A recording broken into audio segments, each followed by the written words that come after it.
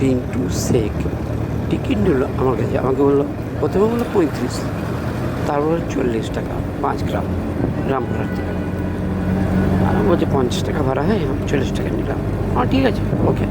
আমার ডান পাশে একজন কোনো নাকি ভক্ত বসে আছেন, 50 টাকা নোট দিলেন, 20 টাকা দিলেন, 20 টাকা টিকিট দিল না, কাউকে টিকিট দেয় না। তাহলে বুঝতে পারছেন যে আমি মাল 100% গ্যারেন্টি। তাহলে এই বাসটা 5 ग्राम 1 सेकंड, हाँ 5 ग्राम जाते अरेस्ट यार जेल फांसी लौटा। हम कुछ नहीं जानते तो सिक्की कले बात में मोटे। ओके सर, खबर की आवाज़ तो শেষ হলো। আমার যদি কোনো কিছু বলে ভুল ত্রুটিয়ে থেকে পৃথিবীর সমস্ত মানুষ আমাকে ক্ষমা করবে। খবরটি আপাতত শেষ হলো। This world BBC Samachar. Okay.